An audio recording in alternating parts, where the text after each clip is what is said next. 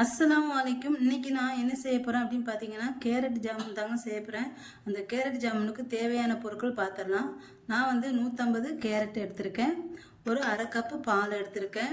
இது கிளாஸுக்கு வந்து ஒரு குட்டி கிளாஸுக்கு ஒரு கிளாஸ் எடுத்திருக்கேன்.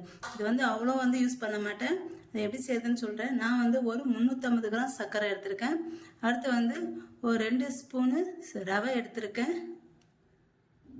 அடுத்து டேஸ்ட்டுக்காக ஒரு 2 ஸ்பூன் பால் பவுடர் எடுத்திருக்கேன். இப்போ வந்து என்ன செய்யணும்னு பார்க்கலாம். நான் வந்து இந்த கேரட்டை வந்து இந்த பால் ஊற்றி அரைச்சிக்கிறேன்.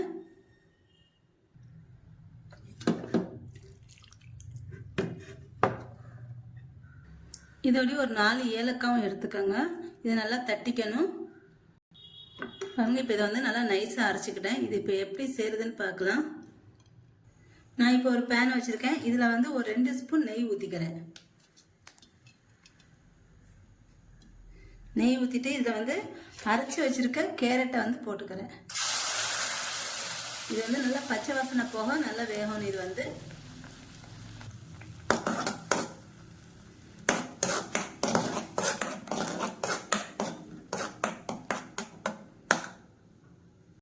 இது வந்து ஒரு 2 நிமிஷம் நல்லா பச்சை வாசனை போக நல்லா கிளறிக்கணும். கிளறிட்டு இப்போ இதில் நான் வந்து பால் பவுட்ரு அப்புறம் வந்து ரவை ரெண்டையும் சேர்த்துக்கிறேன்.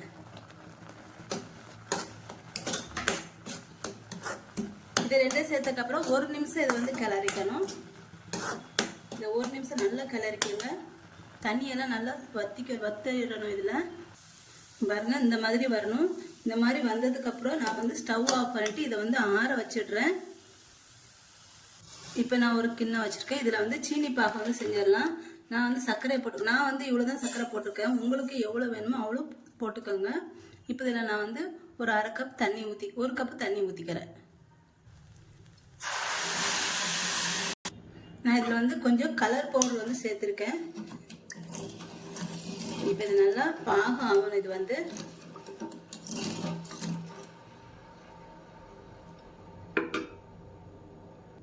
இப்போ ஏலக்காய் வந்து தட்டி வச்சிருக்க அதை சேர்த்துக்கிறேன்.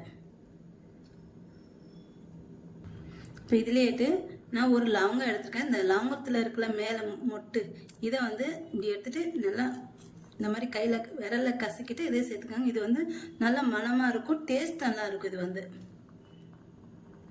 இப்போ பாருங்கள், இந்த பாகம் வந்து நல்லா கொதிச்சிருச்சு. இப்போ இதை எடுத்துட்டு இப்போ நான் வேக வச்சுருக்கேன் இந்த கேரட்டை வந்து ஜாமுன் உருட்டுற மாதிரி ஜாமுன் அந்த அளவில் உருட்டி எடுத்துக்கலாம். இப்போ இது எல்லாத்தையும்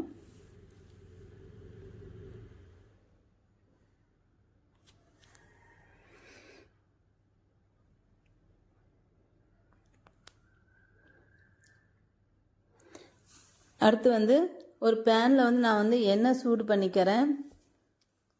இப்போ இது எல்லாத்தையும் ஊட்டி வச்சுருக்கேன். ஜாமுன் எல்லாத்தையும் இதில் வந்து மிதமான தீயில் வச்சு நீங்கள் வந்து வேக வச்சுக்கோங்க.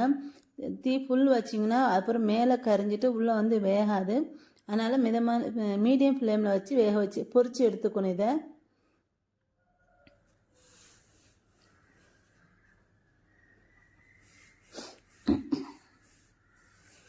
இப்போ இது வந்து நல்லா பொரிஞ்சிருச்சு. இந்த மாதிரி நல்லா ப்ரௌன் கலரில் வந்ததுக்கப்புறம் இதை எடுத்து சீனி பாகில் வந்து இதை வந்து போட்டுடலாம்.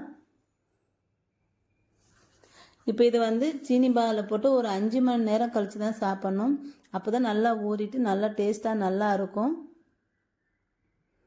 ஃப்ரிட்ஜில் கூட வச்சு சாப்பிட்லாம். இப்போ பாருங்கள், 5 மணி நேரம் ஆயிடுச்சு. இப்போ இதை எடுத்து பார்க்குறேன். இது எப்படி ஊறி இருக்கு பாருங்கள்.